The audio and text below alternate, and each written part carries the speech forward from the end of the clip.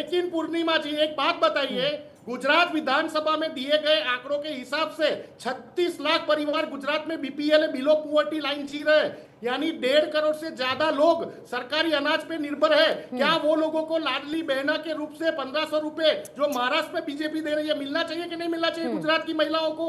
मध्य प्रदेश में लाडली बहना 1250 रुपए हर महीने मिल रहे हैं मध्य प्रदेश की बहनों को, गुजरात की बहनों को मिलना चाहिए नहीं मिलना चाहिए? जम्मू कश्मीर में जाके अमित शाह जी ऐसा बोलते हैं कि ईद के दिन पे हम 2 गैस सिलेंडर फ्री में देंगे, क्यों गुजरात की महिलाओं को नहीं मिल रहा? आप देखिए नहीं तो शिवम, इनके हिसाब से तो फिर गुजरात को कुछ दिया ही नहीं जा रहा। इनके हिसाब से तो गुजरात को कुछ भी नहीं मिल रहा, ना गुजरात की महिलाओं को कुछ मिल रहा है, ना गुजरात के लोगों को कुछ मिल रहा है, ना शिक्षा है, ना व्यवस्था है। बस कॉर्पोरेट ड्रिवन आप लोग इंफ्रास्ट्रक्चर डेवलप कर दे रहे हैं। फ्री मिलेगी गुजरात की जनता को? अरे भाई 30 साल से आपकी सरकार है यहाँ पे। मैं छोटा सा ओवरव्यू दे देता हूँ। वडोदरा में वो बैठे हैं लेकिन उत्तर प्रदेश, वडोदरा में वो बैठे हैं लेकिन उत्तर प्रदेश का एक व्यक्ति जो भारत का ही है वो थोड़ा सा उनके राज्य के बारे में ही उनको बता देता है। गुजरात की जीएसडीपी 29.82 ट्रिलियन है जो इस देश में चौथे नंबर पे है। अगर खास तौर पर मैं बात करूं गुजरात की जो प्रति व्यक्ति आय है वो 2,73,500। रावल साहब सुनिए, प्लीज बीच में नहीं बोलना दोस्त। रावल साहब सुनिए, अगर आप ये कहते हैं कि गुजरात में विकास नहीं हो रहा तो गुजरात का जीडीपी में कंट्रीब्यूशन, उसका जीएसडीपी जरूर आपको जानना चाहिए, अगर नहीं पता है तो सर ये पता होना चाहिए कि गुजरात का कंट्रीब्यूशन क्या है। निशांत रावल जी फैक्ट्स, अरे निशांत जी फैक्ट्स पर बात हो रही है ना, सुन लीजिए। आपने सवाल उठाए वो जवाब दे रहे हैं, आपने सवाल उठाए वो जवाब दे रहे हैं, जवाब तो ले लीजिए मध्य प्रदेश में सर, जवाब तो ले लीजिए। मिल रहे कि नहीं मिल रहे? हाँ या ना पूर्णिमा जी, मिल रहे हैं ना? गुजरात की महिलाओं को क्यों तो नहीं? वही तो वो बता रहे हैं कि गुजरात में क्या मिल रहा है और क्या नहीं मिल रहा है, जो आपने सवाल उठाए। सुन तो लीजिए सर। ज्यादा पता है शिवम जी को, कितनी बार वो गुजरात आए पूछिए जरा उनको। गुजरात आने की जरूरत है ना जानने के लिए। गजब है। ठीक है शिवम, पहले आप ठीक है जवाब ले लीजिए सर। मैं बीच में बोला नहीं, उनके आप बोल रहे थे। जवाब ले लीजिए। मैं एक चीज कहना चाहता हूं, वही कह रहा था। जीएसडीपी गुजरात की इस समय इस देश में 29.82 ट्रिलियन है जो हिंदुस्तान का चौथा राज्य है। गुजरात की प्रति व्यक्ति आय 2,73,000 रुपए है जो नेशनल एवरेज से ज्यादा है। गुजरात की खास तौर पर अगर मैं टोटल वास्तविक जीडीपी जो है उसकी ग्रोथ अगर कमर्शियल में करूं तो करीब 8.5% है, और अगर राष्ट्रीय स्तर की 5.6 है तो उससे अप्रोक्सीमेटली 3% ज्यादा है। और खेती से लेकर निर्यात से लेकर हर जगह हम दूसरे नंबर पर हैं। और अगर इसके अलावा दुनिया के जो 72% प्रोसेस डायमंड्स है, अगर उसकी इंडस्ट्री की बात करें तो वो पूरी की पूरी गुजरात में है। 800 प्लस जो उद्योग घराने हैं वो गुजरात से हैं, और एमएसएमईज में भी अप्रोक्सीमेटली अगर मैं बात करूं तो 4.5 लाख से ज्यादा उद्योग है वहां। और तमाम ऐसी चीजें रिवर फ्रंट से लेकर उसकी मैं बात करूं, अगर इलेक्ट्रिफिकेशन की बात करूं तो 100% गांव इलेक्ट्रिफाइड है। अब एक चीज पर आते हैं, रावल जी ऐसे बुराई मत करिए गुजरात की। अपने राज्य में बैठकर अपने ही राज्य को गाली देने वाले आप हिंदुस्तान के शर्तिया पहले आदमी होंगे। ऐसा ना हो कि गुजरात वाले आपको सच में ही घर से बाहर ना निकलने दें, क्योंकि झूठ बोलने से कोई लाभ होगा नहीं भाई। जो डेटा है वो बिल्कुल अलग है। आप चले जाइए गुजरात को किस तरीके से काया पलट हुआ है, और उस काया पलट के आधार पर ही आदरणीय प्रधानमंत्री जी आज प्रधानमंत्री और फिर गुजरात के बाद दिल्ली आए। ठीक है, जवाब दे दीजिए रावल साहब। रावल साहब, बात नंबर्स पर हो रही है, शिगुफे पर नहीं, नैरेटिव पर बात नहीं हो रही है। गुजरात की डायमंड इंडस्ट्री दुनिया की सबसे बड़ी डायमंड इंडस्ट्री, वो सबको पता है, सबको पता है। शिवम जी भी उसमें अग्री हो गए, राइट? आज देखिए गुजरात में रत्न कलाकारों की क्या हालत हुई है। सिर्फ 18 महीने में 70+ रत्न कलाकारों ने आत्महत्या की। 2024 में 50,000 से ज्यादा रत्न कलाकारों की नौकरियां चली गई, और जिनकी बची है उनके जो वेजिस है वो 20 to 30% कम हो गए। और ये लेटर सारे प्रधानमंत्री मोदी जी को दिए गए, उनको पता है। साथ में इन्होंने किसानों की बात की। आज के दिन में लोकसभा में दिया गया आंकड़ा, गुजरात के किसानों के ऊपर 2.30 लाख करोड़ का ये जो है डेट है, 2.30 लाख करोड़। एक भी बार किसानों का जो ये जो डेट है वो कभी भी गुजरात सरकार ने कभी भी उसको। शिवम जल्दी से 30 सेकंड्स में आपका रिप्लाई लूंगी, फिर इधर मुझे स्टूडियो गेस्ट के पास में हर दिन एक। ठीक है सर, जवाब ले लीजिए, जवाब ले लीजिए रावल साहब। शिवम जल्दी से।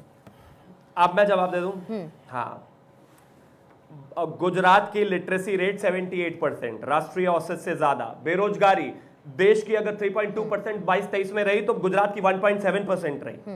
अगर शिक्षा पैरामीटर्स से लेकर शहरीकरण पैरामीटर्स पे ले तो देश से अप्रोक्सीमेटली 12% ज्यादा। जो ये डेटा बोल रहे हैं वो मैच नहीं कर रहा है। और मैं एक और चीज में आ जाता हूं, अगर इतनी ही परेशानी है तो कांग्रेस कहां है फिर?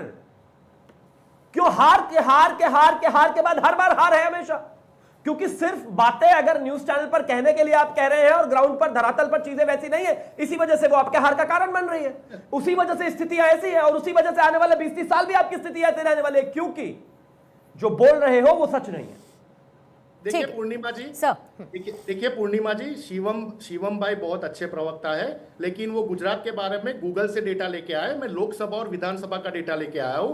पूरे भारत देश का शिक्षण में ड्रॉप आउट रेशियो 12.6% है और गुजरात में शिक्षण में ड्रॉप आउट रेशियो 17.85%, भारत के एवरेज से भी ज्यादा।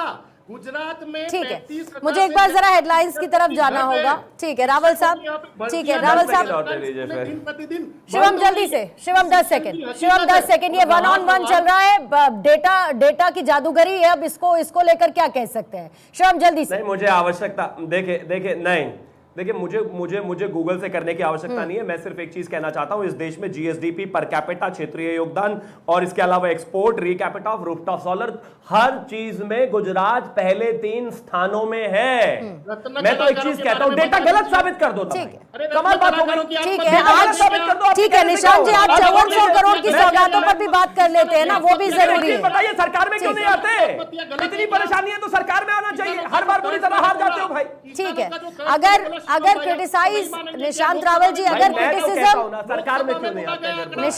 निशांत जी अगर क्रिटिसिज्म इतना ही अगर कन्विक्शन वाला हो तो फिर जनता मौका भी तो नहीं दे रही है ना। बात ये है, अगर जनता ही कन्विंस नहीं हो रही है आपके क्रिटिसिज्म से, तभी तो आपको मौका नहीं मिल पा रहा है। मुझे एक बार सर हेडलाइंस दिखानी होंगी, फिर सुनील सर आपके पास और संजय राणा जी आपके पास भी आऊंगी।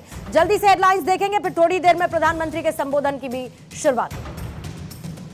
इस हेडलाइन के प्रस्तुत करता है पेट सफा आयुर्वेदिक चूर्ण, पेट सफा हर रोग दफा, को presented by pink leggings, work pink play.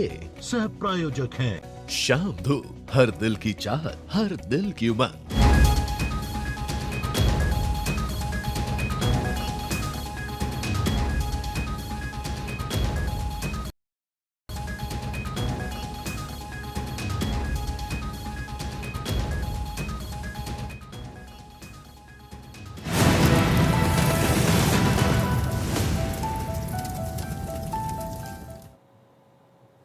नमस्कार। पीएम मोदी आज से 2 दिवसीय गुजरात दौरे पर हैं। पीएम मोदी इस दौरान गुजरात को करोड़ों रुपए की विकास परियोजनाओं की सौगात देंगे।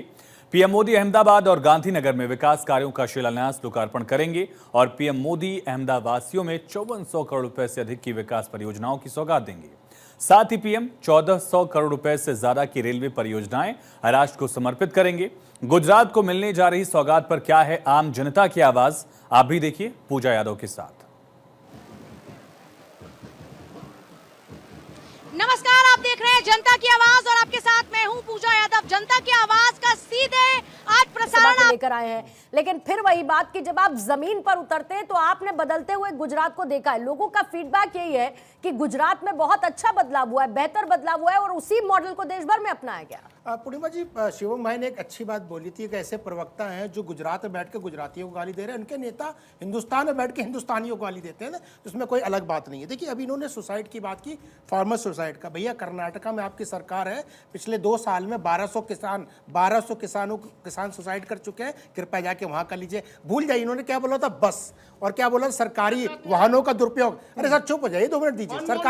सरकारी अरे सर मैं सब, अरे सर चुप हो जाइए 2 मिनट, मुझे पता है। बताते हैं क्या हो रहा, बता रहे बसों की बात। निशांत जी सुन लीजिए, अरे सुन लीजिए ना सर, राहुल गांधी सुन लीजिए। निशांत में छाता लेकर नहाने, अरे हाँ ठीक है निशांत जी सुन लीजिए। ठीक है सर, निशांत जी सुन लीजिए। देखिए ऐसा है, निशांत जी ऐसे बहस नहीं होती, बताइए ओपनली। निशांत जी ऐसे चर्चा नहीं होती है। देखिए 1987 में इन्होंने बसेस की इन्होंने बसेस की चर्चा की।